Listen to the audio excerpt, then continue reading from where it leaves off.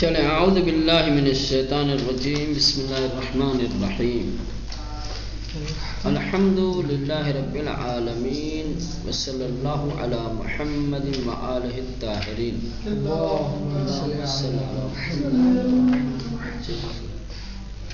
وقال علیہ السلام لبعض اصحابہ فی علت اعتلہا. چلیں حکمت نمبر 42. ٹھیک، یہ حکمت امام نے ایک خاص موقع پر ارشاد فرمائی ہے. اپنے ساتھیوں میں سے کسی ساتھی کی عیادت کے لیے گئے. آپ کا کوئی ساتھی کوئی چاہنے والا بیمار تھا، مریض تھا، تو آپ اس کی عیادت کے لیے گئے، اس کی احوال پرسی کے لیے گئے. تو وہاں پر اس موقع پر امام نے یہ حکمت ارشاد فرمائی کہ جعل اللہ ما کان من شکواک حتا لسیئاتک. جعل اللہ ما کان من شکواک، کہہ رہے ہیں کہ اللہ تعالی نے تمہاری بیماری کو، تمہاری برائی کو ختم کرنے کا ذریعہ قرار دیا ہے. اللہ نے مرض کو، بیماری کو، تمہارے مرض کو، تمہارے گناہوں کو دور کرنے کا وسیلہ اور ذریعہ بنایا ہے. اللہ یہ چاہتا ہے کہ اس بیماری کے ذریعے سے، اس مرض کے ذریعے سے تمہارے گناہوں کو مٹا دے، تمہارے گناہوں کو کم کر دے. سمجھ رہے ہیں؟ اللہ جب اپنے بعض کچھ بندوں پہ مہربان ہوتا ہے، کسی کے نامہ اعمال میں خطائیں، غلطیاں زیادہ ہوتی ہیں، اور خدا جب اس پر رحم کرتا ہے اور اس کے نامہ اعمال سے اس کے خطاؤں کو، اس کے گناہوں کو پاک کرنا چاہتا ہے، مٹانا چاہتا ہے، تو اس کو مرض میں مبتلا کر دیتا ہے. مرض گناہوں کا کفارہ بنا دیتا ہے. تو امام نے دلداری کے طور پہ اس سے فرمایا، کہا کہ اللہ نے تمہارے مرض کو، تمہارے گناہوں کو پاک کرنے کا، دور کرنے کا ذریعہ قرار دیا ہے. فَإِنَّ الْمَرْضَ لَا أَجْرَ فِيهِ، خود بیماری میں کوئی اجر و ثواب نہیں ہے. ایسا نہیں ہے کہ بیمار آدمی کے نامہ اعمال میں ثواب لکھے جائے. بیماری اجر و ثواب نہیں رکھتی، گناہوں کا کفارہ ضرور بنتی ہے، گناہوں کو دور ضرور کرتی ہے، گناہوں کو کم کرنے کا ذریعہ ہوتا ہے مرض. لیکن خود مرض اجر و ثواب اپنے آپ میں نہیں رکھتا ہے. وَلَكِنَّهُ يَحُطُّ السَّيِّئَاتِ، لیکن یہ سیئات کو، گناہوں کو، خطاؤں کو مٹا دیتا ہے، دور کر دیتا ہے، گناہوں کو مٹا دیتا ہے. وَيَحُطُّهَا حَتَّى الْأَوْرَاقِ، اور انسان کے گناہوں کو اس طریقے سے جھاڑ دیتا ہے جس طریقے سے درخت سے پتے جھڑتے ہیں. انسان جب تک بیمار ہوتا ہے، جب تک مریض رہتا ہے، بیماری اور مرض کی وجہ سے اس کے گناہ جھڑتے رہتے ہیں، اس کے گناہ اس کے نامہ اعمال سے مٹتے رہتے ہیں. سمجھ رہے ہیں؟ اس گناہ کو مٹانے کا ایک ذریعہ ہے بیماری. بیماری گناہوں کو مٹاتی ہے، گناہوں کو ختم کرتی ہے. اسی طریقے سے جس طریقے سے درخت کے پتے جھڑتے ہیں. وَإِنَّمَا الْأَجْرُ فِي الْقَوْلِ وَإِنَّمَا الْأَجْرُ فِي الْقَوْلِ بِاللِّسَانِ وَالْعَمَلِ بِالْأَيْدِي وَالْأَقْدَامِ.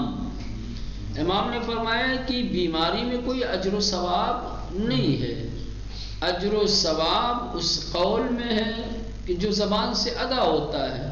انسان جو بولتا ہے اچھی بات بولے گا تو اس کا ثواب ہے، یا ہاتھ پیر سے کوئی اچھا عمل انجام دے گا. دو ہی چیز ہے.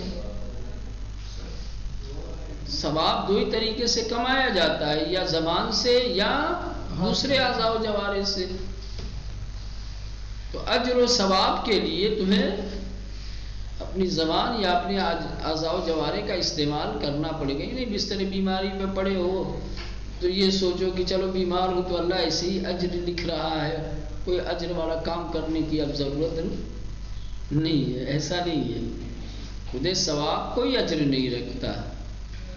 اجر اس کام میں ہے کہ جس کام کو زبان سے کیا جائے یا ہاتھ اور پیر سے کیا جائے. عام حالات میں جس طریقے سے اجر و ثواب کے کام کے لیے یا زبان کا استعمال کرنا پڑتا ہے، بیماری کی حالت میں بھی اسی زبان سے اپنے ہاتھ پیر سے اجر و ثواب والا کام کرو گے تو اجر و ثواب ملے گا. مثلا یہ ایک ذہنیت ہے لوگوں کی. بعض لوگ یہ سمجھتے ہیں کہ ابھی تو ہم بیمار ہیں، معذور ہیں، تو مرض اگر ہمارے گناہوں کا کفارہ ہے، مرض کی وجہ سے ہمارے گناہ اگر جھڑ رہے ہیں تو دوسری طرف ہمارے لیے ثواب بھی لکھا جا رہا ہے. نہ بھائی، ثواب نہیں لکھا جاتا. بیماری ثواب کا ذریعہ نہیں ہے. مثلا قضاوت یوں کرنے لگتے ہیں نا، ادھر ایک طرف کا دیکھ کے معاملہ، دوسری طرف کا فیصلہ خود ہی کرنے لگتے ہیں. سمجھ رہے ہیں؟ قضیہ کے ایک جانب توجہ کرنی چاہیے اور اسی تک محدود رکھنا چاہیے اس حکم کو. اس حکم کو دوسرے جانب تسری نہیں دینا چاہیے. مرض اور بیماری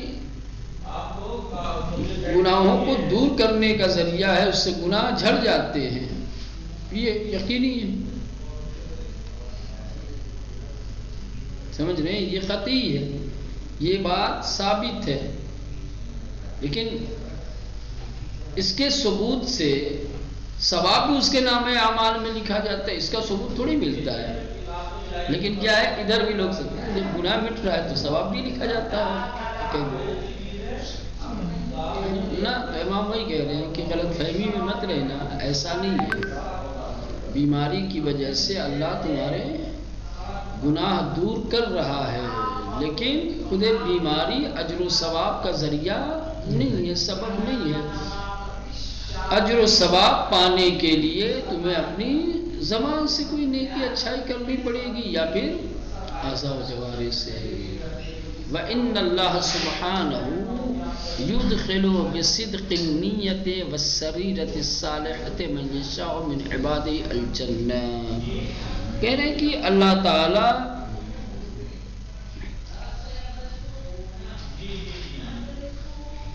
اپنے بندوں میں سے کچھ بندوں کی اچھی نیت کو دیکھ کے، اس کی پاک دامنی کو دیکھ کر کے جنت میں داخل کر دیتا. ان اللہ سبحانہ، بے شک اللہ تعالی، یدخلو، داخل کر دیتا ہے، بصدق النیہ، صدق نیت کو دیکھ کر، والسریرۃ الصالحہ، اور اس کی پاک تینت، پاک سیرت کو دیکھ کر، من یشاء، جسے چاہتا ہے، من عبادی، اپنے بندے میں سے، الجنہ، کہاں داخل کرتا ہے؟ یہ اس کا مفعول ادھر ہے یدخلو کا. یدخلو، ہاں، اللہ تعالی اپنے بندوں میں سے جس بندے کی نیت، یا اپنے بندوں میں سے کچھ بندوں کی نیت صادقہ کو دیکھ کر اور سیرت صالحہ کو دیکھ کر کے جنت میں داخل کر دیتا ہے. سمجھ رہے ہیں؟ یعنی عمل سے پھر نیت کی طرف بھی امام نے اشارہ فرمایا ہے، تاکہ ہو سکتا ہے اگر تم اچھے بندے ہو، نیک بندے ہو، تمہاری نیت میں صداقت ہے اور اچھے کام بھی تم نے کیے ہیں، تو ہو سکتا ہے کہ اللہ تمہیں جنت میں بھی داخل کر دے، ڈال دے. وإلا جنت میں جانے کے لیے پھر بھی صرف نیت بھی کافی نہیں ہے، نیت کے ساتھ ساتھ سیرت صالحہ بھی، اعمال صالحہ بھی لازم اور ضروری ہے۔ قال الرزی وأقول صدق علیہ السلام ان المرض لا اجر فی۔ اب یہاں سے تھوڑا سا حاشیہ لگاتے ہیں، تھوڑی سی توضیح اور تشریح فرماتے ہیں سید رضی امام کے اس قول کی۔ چنانچہ سید رضی امام کے اس قول کے بارے میں فرماتے ہیں کیا کہ ان المرض لا اجر فی، بے شک بیماری میں کوئی اجر نہیں ہے۔ وَإِنَّهُ لَيْسَ مِنْ قَبِيلِ مَا يَسْتَحِقُّ عَلَيْهِ الْعِوَضَ، اور مریض کوئی ایسا انسان نہیں ہے کہ جس کو اس کے مرض کے بدلے جو ہے مستحق عوض قرار دیا جائے۔ بیمار کو اس کو بیماری کی وجہ سے اجر و ثواب کا مستحق تھوڑی سمجھا جائے گا۔ ادھر بیماری کوئی اجر و ثواب ہے، کوئی بیمار ہو جائے تو بیماری کی وجہ سے بیمار کو جو ہے اجر و ثواب کا عوض کا مستحق قرار دیا جائے، سمجھا جائے نا، ایسا نہیں ہے۔ اس لیے کہ عوض اجر و ثواب عمل کے بدلے میں ہوتا ہے۔ بیماری کوئی عمل ہے کیا؟ بیماری کوئی عمل ہے؟ بیماری کوئی عمل، اور وہ بھی انسان کی اختیاری چیز بھی نہیں ہے۔ ایک غیر اختیاری حالت جو انسان کے اوپر طاری ہوئی ہے، عارض ہوئی ہے، اس کی وجہ سے انسان عوض کا، اجر کا، صلے کا مستحق تھوڑی بن جائے گا۔ امام نے صحیح فرمایا۔ تو یہ کہہ رہے قال الرزی، جناب رضی فرماتے ہیں وَأَقُولُ، اور میں کہتا ہوں کہ صدق علیہ السلام، کہ امام علیہ السلام نے جو بھی فرمایا ہے وہ بالکل سچ ہے، حقیقت ہے۔ ان المرض لا اجر فیہ، کہ بے شک بیماری اور مرض اس میں کوئی اجر و ثواب نہیں ہے۔ لأنه ليس من قبیل ما يستحق علیہ العوض، اس لیے کہ یہ بیماری کوئی ایسی چیز نہیں ہے یا اس قبیل سے نہیں ہے کہ جس کے عوض اور بدلے میں انسان مستحق بن سکے اجر و ثواب کا۔ لأن العوض، عوض کہاں ہوتا ہے، اجر و ثواب کہاں ہوتا ہے؟ یستحق علی ما کان فی مقابلۃ فعل اللہ تعالی بالعبد، جب بندہ اللہ تعالیٰ کے مقابلے میں کوئی ایسا عمل کرے، ایسا کام کرے کہ جو کام، جو عمل مستحق بنائے۔ یہاں تو کچھ کیا ہی نہیں،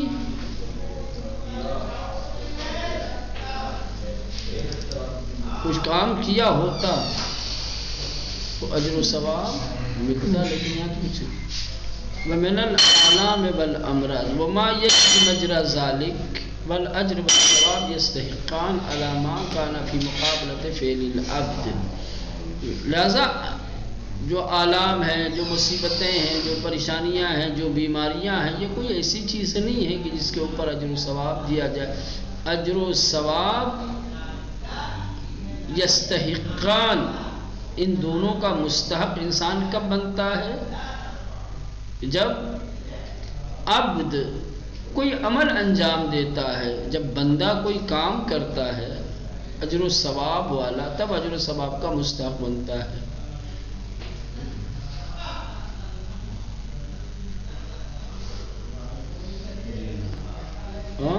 فبینہما فرق، ان دونوں کے درمیان فرق ہے، بیماری اور مولانا اجر و ثواب، ان دونوں کے درمیان فرق ہے۔ قد بینہ علیہ السلام، امام علیہ السلام نے اسی کو بیان فرمایا ہے کہ یہ دونوں الگ الگ چیزیں ہیں۔ اجر و ثواب مرض کا لازمہ نہیں ہے کہ بیماری ہوگی تو اجر و ثواب بھی ملے گا، بیماری الگ چیز ہے، اجر و ثواب الگ چیز ہے. کما یقتضی ہے علم الثاقب و رائے الصائب، جیسا کہ امام کا علم ثاقب اور رائے صائب اور صحیح رائے بھی مقتضی اسی بات کی ہے. یعنی امام نے اپنے اس حکمت کے ذریعے سے اسی بات کو واضح اور روشن فرمایا ہے، اپنی صحیح فکر کے ذریعے سے اسی فرق کو واضح کرنا چاہا ہے کہ انسان کے لیے یہ فرق واضح ہونا چاہیے کہ اجر و ثواب اور مرض و بیماری میں کوئی رابطہ نہیں ہے، کوئی رشتہ نہیں ہے، کوئی تلازم نہیں ہے کہ جہاں بیماری ہوگی وہاں گناہوں کی سے دوری، یا یوں کہا جائے گناہوں کی کمی ہوگی، گناہ وہاں جھڑیں گے، لیکن اجر و ثواب بھی ہوگا، یہ اس کا لازمہ نہیں ہے. ثواب کے لیے استحقاق کے ثواب والا کام کرنا پڑے گا. بات کرتے ہیں جب تک کہ ثواب والا کام نہیں کرو گے